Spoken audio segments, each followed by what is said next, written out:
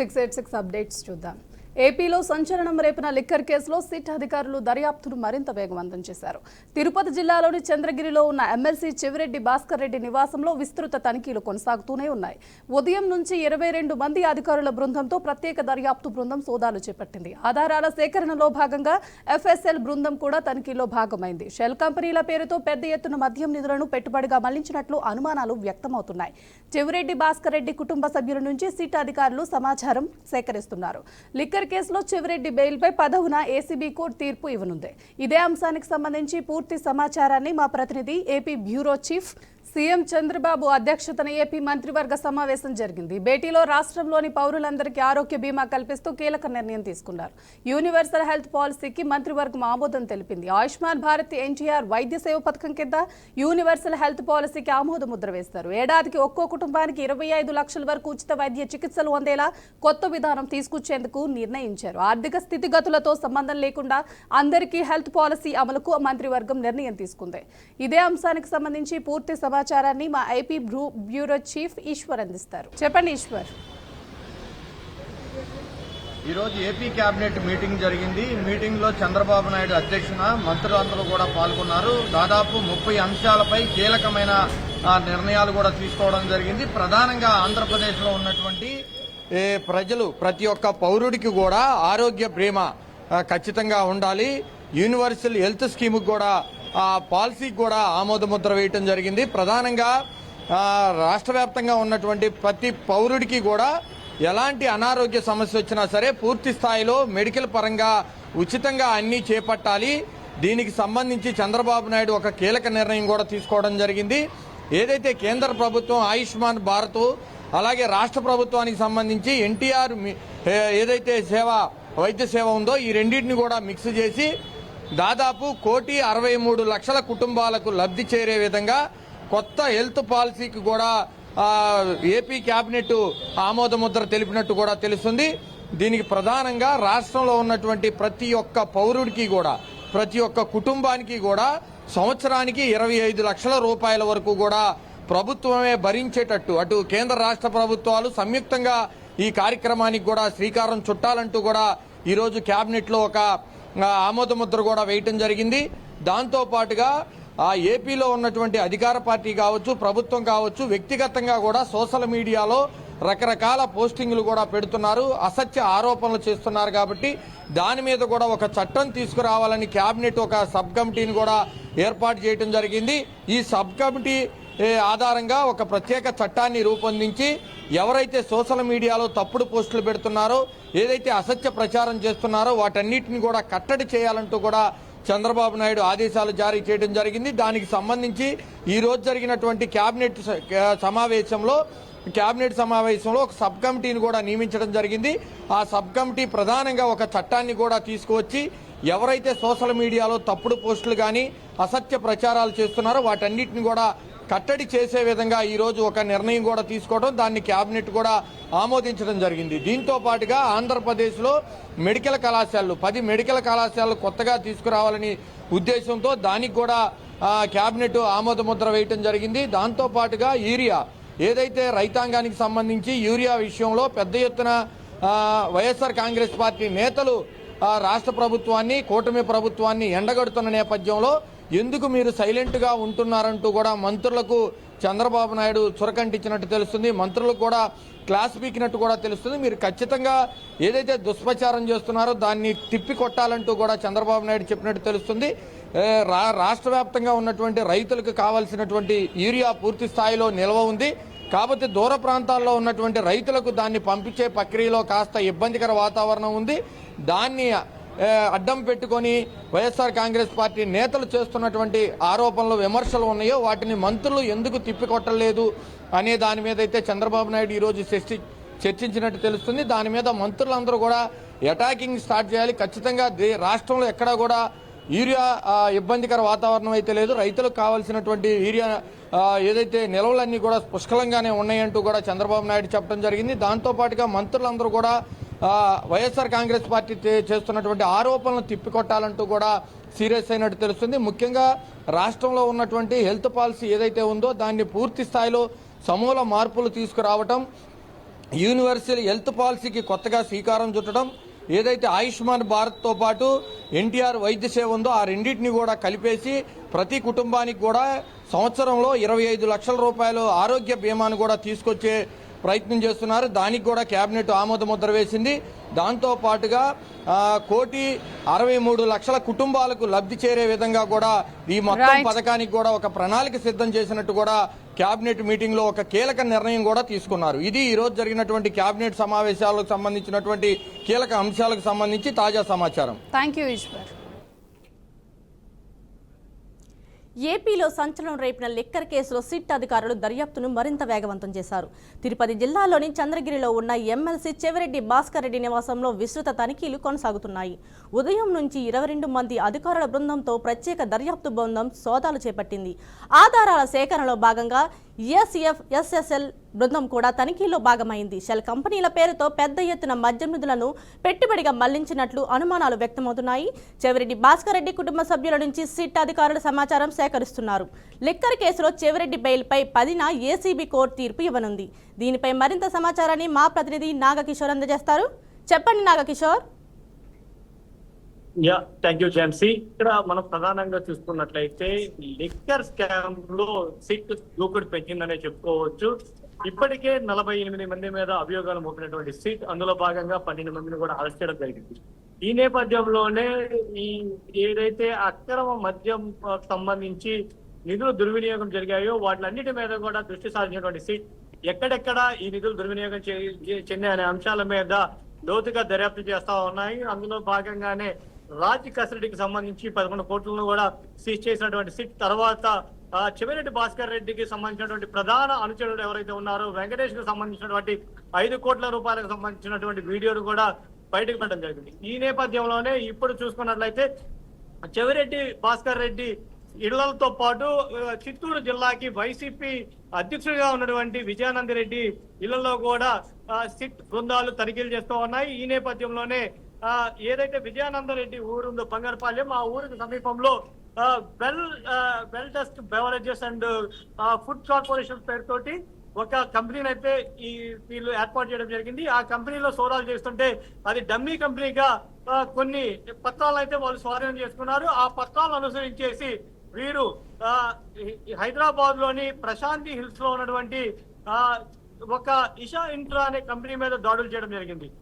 అక్కడ సోదాలు నిర్వహిస్తున్నటువంటి సమయంలో ఆ ఇంట్రాకి సంబంధించినటువంటి కంపెనీ ఏదైతే ఉందో అది అక్రమ మద్యంలో ఏర్పాటు చేసిన కంపెనీగా సిట్ ఇప్పటికే గుర్తించడం జరిగింది. ఆ కంపెనీలో సజ్జల రామకృష్ణారెడ్డి తనయుడు సజ్జల భార్గవ రెడ్డి, అదేవిధంగా ప్రద్యుమ్న చెవిరెడ్డి భాస్కర్ రెడ్డి తనయుడు చెవిరెడ్డి మోహిత్ రెడ్డి కూడా డైరెక్టర్లుగా ఉన్నట్టుగా కూడా సిట్ గుర్తించడం జరిగింది. ఈ నేపథ్యంలోనే ఈ రోజు ఉదయం నుంచి సిట్ బృందాలతో పాటు FLS సభ్యులు కూడా 22 మంది కలిసి చెవిరెడ్డి భాస్కర్ రెడ్డి ఇంట్లో తనిఖీలు చేస్తున్నారు. ఈ తనిఖీలు చేస్తున్న నేపథ్యంలోనే భారీ ఎత్తున దొల్ల కంపెనీలను కూడా సిట్ గుర్తించినట్లుగా తెలుస్తుంది. అదేవిధంగా ఎలక్షన్ టైంలో 8 కోట్ల రూపాయల నిధులు ఏవైతే ఎలక్షన్ కమిషన్ అప్పుడు పట్టుకుందో ఆ నిధులు కూడా ఈ షెల్ కంపెనీ ద్వారానే ప్రద్యుమ్న అనే డైరెక్టర్ ఇవి మా కంపెనీకి సంబంధించినవి అని చెప్పి వాటిని క్లెయిమ్ చేస్తున్నట్లుగా కూడా సిట్ ఇప్పటికే గుర్తించింది. ఈ నేపథ్యంలోనే మొత్తం ఏదైతే ఈ అక్రమ మద్యం ఏదైతే లావాదేవీలు జరిగాయో వాటి మీద పూర్తి స్థాయిలో సిట్ ఇప్పటికే దృష్టి సారించింది. ఈ నేపథ్యంలో ఇప్పటికే 2 ఛార్జ్ షీట్లను దాఖలు చేసినటువంటి సిట్ బృందం ఇప్పుడు 3వ ఛార్జ్ షీట్ దాఖలు చేయడం కోసం అని చెప్పి మొత్తం పెద్ద ఎత్తున కూడా ఎవరైతే దీంట్లో ఉన్నారో వారి మీద దాడులు చేసే పరిస్థితి కనిపిస్తుంది. Jhansi, thank you Nagakishore. తెలంగాణలో ఇటీవల కురిసిన వర్షాల ప్రభావంతో పలు జిల్లాల్లో పెద్ద ఎత్తున నష్టం వాటిల్లింది. ఈ పరిస్థితిని కేంద్రానికి వివరించేందుకు రాష్ట్ర డిప్యూటీ సీఎం మల్లు భట్టి విక్రమార్క, మంత్రి తుమ్మల నాగేశ్వరరావు ఢిల్లీ పర్యటన చేపట్టారు. కేంద్ర ఆర్థిక మంత్రి నిర్మలా సీతారామన్తో న్యూఢిల్లీలో భేటీ అయ్యారు. వర్షాల వల్ల రైతులకు, రహదారీ వ్యవస్థకు, ప్రాథమిక మౌలిక సదుపాయాలకు జరిగిన నష్టాన్ని వివరించారు. కేంద్ర ప్రభుత్వం తక్షణ ఆర్థిక సహాయం అందించాల్సిందిగా కోరారు. తెలంగాణ రాష్ట్రం ఎదుర్కొంటున్న పరిస్థితిని దృష్టిలో ఉంచుకుని ప్రత్యేక నిధుల మంజూరుకు చర్యలు తీసుకోవాలని వినతి పత్రాన్ని కేంద్రానికి అందజేశారు. ఇక ఇదే అంశానికి సంబంధించిన పూర్తి సమాచారాన్ని మా ప్రతినిధి శ్రీనివాస్ అందిస్తారు. చెప్పండి శ్రీనివాస్. తెలంగాణ వ్యాప్తంగా కురిసినటువంటి భారీ వర్షాలు కావచ్చు, దానికి సంబంధించి అంటే రైతులకు సంబంధించిన పంట నష్టము, దానికి సంబంధించినటువంటి రవాణా వ్యవస్థ, రోడ్డు సంబంధించినటువంటి వ్యవస్థ పూర్తిగా అతలాకుతలమైనటువంటి పరిస్థితి. తెలంగాణ ఒక్కసారిగా నీట మునగడంతో పెద్ద ఎత్తున రైతులు ఇబ్బంది పడుతూ పంట నష్టం కూడా జరిగినటువంటి పరిస్థితి. ఇదే సంబంధించిన అంశానికి సంబంధించి తెలంగాణ డిప్యూటీ సీఎం బట్టి విక్రమార్క, వ్యవసాయ శాఖ మంత్రి తుమ్మల కూడా ఢిల్లీ పర్యటించనున్నారు. దీనికి సంబంధించిన ఢిల్లీ పర్యటనలోని ప్రధానంగా కేంద్ర ఆర్థిక శాఖ మంత్రి తో సమావేశమై ఇక్కడ ఉన్నటువంటి విషయాలు పూర్తిగా తెలంగాణలోని నష్టానికి సంబంధించినటువంటి వివరించనున్నారు. దీంతో పాటు పంటకు రైతులకు ఎంత నష్టం జరిగింది, వర్షపాత వల్ల జరిగినటువంటి విషయాలన్నింటినీ తులంకితంగా అదే ఆర్థిక మంత్రికి కేంద్ర ఆర్థిక మంత్రి వివరించనున్నారు. అయితే తెలంగాణలో జరిగినటువంటి అనేక అతివృష్టి అనావృష్టితో జరిగినటువంటి వర్షాల కారణంగా జరిగినటువంటి విపత్తులు, దానికి సంబంధించినటువంటి నష్టాలను కూడా పూర్తిగా తెలంగాణ ప్రభుత్వం ఒక అంచనా వేసింది. ఇప్పటికే రైతు ఎంత నష్టపోయారు, దానికి సంబంధించినటువంటి సెక్టార్లుగా విభజిస్తూ అగ్రికల్చర్ వారు ఒక రిపోర్ట్ కూడా తయారు చేసి రాష్ట్రానికి పంపడం జరిగింది. అదే రాష్ట్రానికి సంబంధించినటువంటి మంత్రిగా ఉన్నటువంటి తుమ్మల కూడా పూర్తిగా ఈసారి కేంద్ర సంబంధించిన సహాయం కూడా కోరడం జరిగింది. దాంతో పాటు ఉప ముఖ్యమంత్రి బట్టి విక్రమార్కతో పాటు జరిగినటువంటి ఈ సమావేశంలో కీలకంగా అదే కేంద్ర ఆర్థిక శాఖ మంత్రిగా ఉన్నటువంటి నిర్మల్ సీతారామన్ కూడా కలవడం జరిగింది. ఇదే విషయానికి సంబంధించి పూర్తి స్థాయిలో తెలంగాణలో ఉన్నటువంటి ఫ్లడ్స్ ఎక్కువ రావడంతో అక్కడ పెద్ద ఎత్తున అక్కడ ఉన్నటువంటి ఖమ్మం జిల్లా కాదు, తెలంగాణ ఉన్న జిల్లాలో నీట నివేదికల్లో పూర్తిగా సారాంశంగా చెప్పినట్టు జరిగింది. ఇది తెలంగాణలో జరిగినటువంటి అనేక అంటే వర్షాబాధిత ప్రాంతంలో జరిగినటువంటి పంట నష్టాల గురించి కానీ, జాతీయ రహదారులు అంటే ప్రధానంగా చూసుకున్నట్లయితే భారీ వర్షాలతోటి జాతీయ రహదారులు ఒకసారిగా అతలాకుతలమైనటువంటి పరిస్థితి. ప్రధానంగా వాగులు వంపులు పెద్ద ఎత్తున పొంగడంతో రోడ్లు మొత్తము జలమయమైనటువంటి పరిస్థితి ప్రధానంగా చూసుకోవచ్చు. ఇప్పటికీ రవాణా వ్యవస్థ కొంత కుంటుపడడంతో పెద్ద ఎత్తున ఆర్థికంగా ఇబ్బంది అయినటువంటి పరిస్థితిని కూడా పూర్తిగా ఆర్థిక శాఖ మంత్రిగా ఉన్నటువంటి ఉప ముఖ్యమంత్రి కూడా వివరణ ఇవ్వడం జరిగింది. కేంద్ర ఆర్థిక శాఖ మంత్రికి సహాయం కోరుతూ పూర్తిగా తెలంగాణ డిప్యూటీ సీఎం బట్టితో పాటు తుమ్మల కూడా పూర్తిగా వివరిస్తూ తెలంగాణలో నష్టమైన రైతుల వివరాలను కూడా పూర్తిగా తమకు తెలియజేయడం జరిగింది అనేది కూడా చెప్పడం జరిగింది. ఇది తెలంగాణలో జరిగినటువంటి అకాల వర్షాల వల్ల జరిగినటువంటి పంట నష్టాలు కావచ్చు, సంబంధించినటువంటి రవాణా వ్యవస్థ కుంటుపడడంతో జరిగినటువంటి ఆర్థిక సహాయం కొరకు పూర్తిగా కేంద్ర మంత్రిని కూడా కలవడం జరిగింది. ఇది తెలంగాణలో ఉన్నటువంటి ప్రస్తుత తాజా పరిస్థితిపై తుమ్మల ప్లస్ అక్కడ డిప్యూటీ సీఎం కూడా కేంద్ర మంత్రికి వినతి పత్రం అయితే ఇవ్వడం జరిగింది. Right, thank you Srinivas. Janasena party అధినేత డిప్యూటీ సీఎం పవన్ కళ్యాణ్ రేపు విశాఖ జిల్లా అరకులో ఏజెన్సీలో పర్యటించనున్నారు.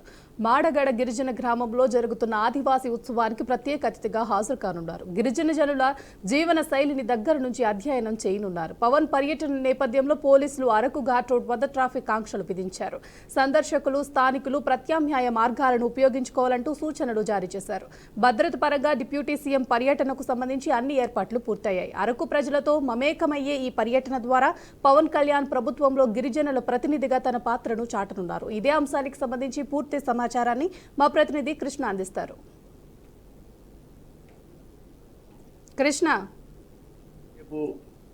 రేపు పర్యటనలో భాగంగా డిప్యూటీ సీఎం పర్యటనలో భాగంగా రేపు అరకుకు అయితే చేరుకోవడం జరుగుతుంది. అయితే మెడగడ గ్రామానికి సంబంధించి ఏదైతే గిరిజన ప్రాంతాలకు సంబంధించి ఏదైతే కార్యక్రమము ఏర్పాటు చేసుకున్నారో ఆ యొక్క కార్యక్రమానికి కూడా డిప్యూటీ సీఎం పవన్ కళ్యాణ్ అయితే ముఖ్య అతిథిగా అయితే ఆయన హాజరు కానున్నారు. ఈ నేపథ్యంలో చూస్తే గిరిజన సాంస్కృతిక కార్యక్రమంలో ఆయన పాల్గొనడం జరుగుతుంది. ఎందుకంటే పూర్తి స్థాయిలో అరకు లోయ ప్రాంతంలో ఏదైతే ఉన్నదో అది నక్సలైట్లు ప్రాంతంగా కావచ్చు. అందుకని భారీ స్థాయిలో అయితే బందోబస్తు కూడా నిర్వహించేందుకు కూడా ప్రణాళిక కూడా సిద్ధం చేశారని అనుకోవచ్చు. అయితే మొత్తానికి చూస్తే ఏది ఏమైనప్పటికీ పూర్తి స్థాయిలో ఒక డిప్యూటీ సీఎం హోదాలో ఉన్న వ్యక్తికి అయితే పూర్తి స్థాయిలో అయితే హై సెక్యూరిటీ అయితే అక్కడ ఏర్పాటు చేయాలన్నట్టుగా కూడా ఆదేశాలు జారీ చేయడం జరిగింది అనుకోవచ్చు. అయితే మొత్తానికి చూస్తే రేపు దినాన జరగబోయే ఏదైతే గిరిజన కార్యక్రమాలు ఉన్నాయో ఆ కార్యక్రమంలో పూర్తి స్థాయిలో అయితే డిప్యూటీ సీఎం పవన్ కళ్యాణ్ అయితే ఈ యొక్క కార్యక్రమంలో పాల్గొనడం జరుగుతుంది. అదేవిధంగా ఈ యొక్క కార్యక్రమంలో ఏదైతే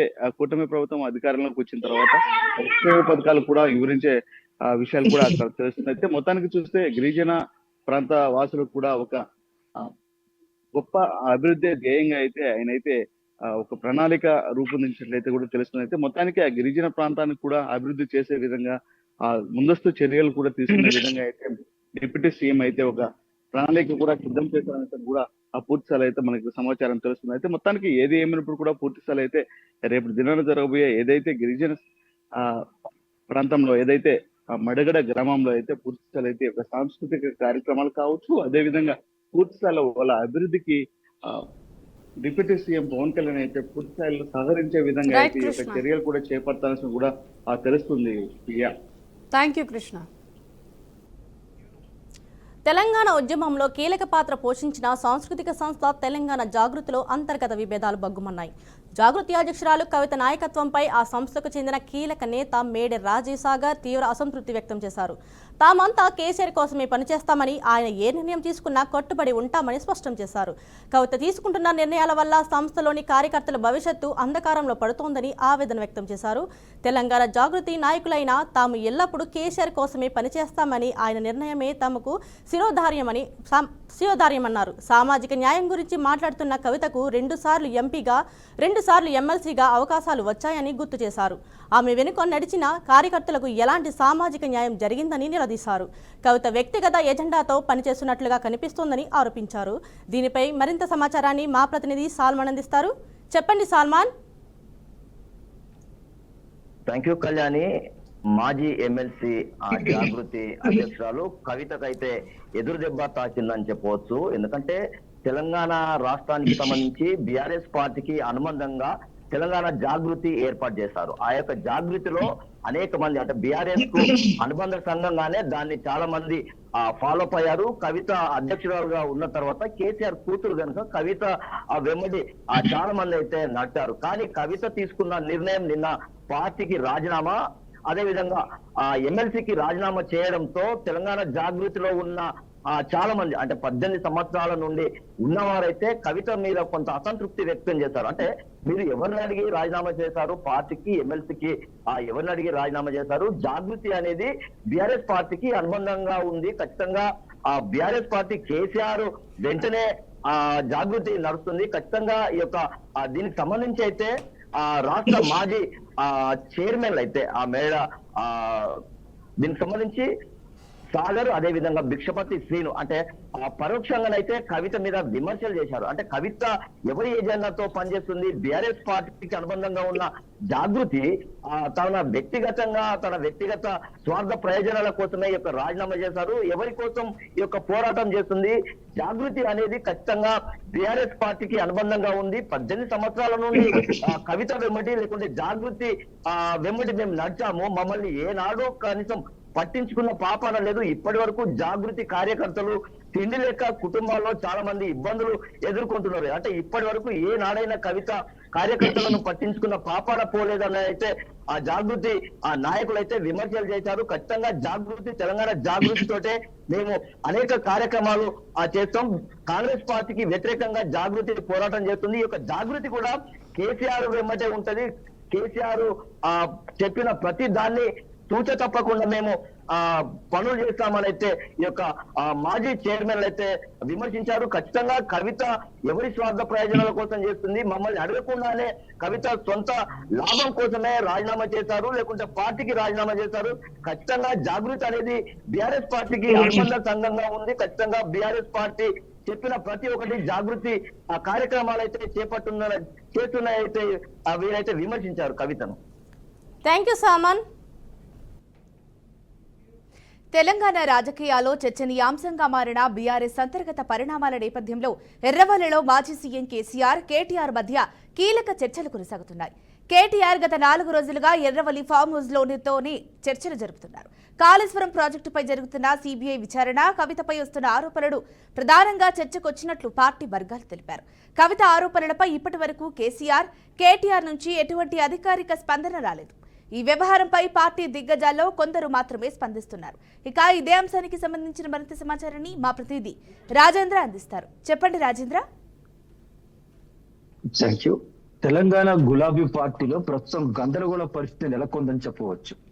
స్థానిక సంస్థల ఎన్నికలు సమీపిస్తున్న నేపథ్యంలో గులాబీ పార్టీని బలోపేతం చేయాల్సిన క్రమంలోనే పార్టీలో అంతర్గత వ్యవహారాలు కారణంగా పార్టీలో గందరగోళ పరిస్థితి ఏర్పడింది. దీంతో గులాబీ పార్టీకి సంబంధించిన నేతలు, ముఖ్య కార్యకర్తల్లో అంతర్మదం మొదలైనట్లుగా కూడా సీనియర్ కార్యకర్తలు అభిప్రాయపడుతున్నారు. అయితే ఈ వ్యవహారాలు ఇలా ఉంటే కాళేశ్వరం ప్రాజెక్టు పైన సిబిఐ విచారణకు సంబంధించిన అంశంతో పాటు ఎమ్మెల్సీ కవిత గులాబీ పార్టీ నేతలపై చేసిన ఆరోపణల వ్యవహారాలపై స్పందించకుండానే ఏ విధంగా వ్యవహరించాలి, ఎలా ముందుకు వెళ్లాలనే ఒక విషయంలో గులాబీ boss KCR, working president KTR Erravalli farm house లో సుదీర్ఘంగా చర్చించినట్టుగా తెలుస్తోంది. గత 4 రోజులుగా ఎర్రవల్లి ఫామ్ హౌస్ లోనే కేటీఆర్ ఉంటున్నారు. ఈ సందర్భంగానే ఈ రోజున కూడా కేసీఆర్ తో సుదీర్ఘంగా చర్చించి ఎలాంటి పరిణామాలు జరిగినా ఏ రకంగా స్పందించాలి, ఎలా ముందుకెళ్లాలి, పార్టీని ఏ రకంగా బలోపేతం చేయాలనే ఒక ప్రధానమైన అంశాలపై కూడా చర్చించడం తెలుస్తుంది. ఏదేమైనా ఈ కాళేశ్వరం ప్రాజెక్టు కు సంబంధించిన వ్యవహారంలో మాత్రం సిబిఐ విచారణ నేపథ్యంలో అటు శాసనసభ్యులతో పాటు పార్టీ పరంగా సంబంధించి కానీ ఏ తరహాలో ముందుకు వెళ్ళాలనే విషయం మాత్రం ఎక్కువగా చర్చ తెలుస్తుంది. మరోవైపు కవిత చేసిన ఆరోపణలపై మాత్రం ఎలా స్పందించాలి, ఏ రకంగా క్యాడర్ ని మనం ఇంకా పటిష్టపరచాలనే విషయంలో కూడా కేసీఆర్ తో కేటీఆర్ ఇద్దరు చర్చించుకున్నట్టు కూడా తెలుస్తుంది. ఏది ఎలా ఉన్నప్పుడు కూడా ఈ కవిత చేసిన ఆరోపణల నేపథ్యంలో మాజీ మంత్రి హరీష్ రావు యూకే టూర్ లో ఉన్నారు. ఆయన శనివారం హైదరాబాద్ రానున్నారు. ఆయన వచ్చిన తర్వాత మరిన్ని పరిణామాలు చోటు చేసుకునే అవకాశాలు కూడా కనిపిస్తా ఉన్నాయి. పార్టీలో ప్రస్తుతం నెలకొన్న గందరగోళ పరిస్థితులను సద్దుమణిగింప చేసి పార్టీని ఒకే తాటిపై నడిపింప చేసేందుకు గులాబీ పార్టీ అధినాయకత్వం మంత్రాలు జరుపుతుంది. ఇప్పటికే అనేక సీనియర్లతో మంత్రాలు జరిపినట్టు కూడా తెలుస్తా ఉంది. Right, thank you Rajendra.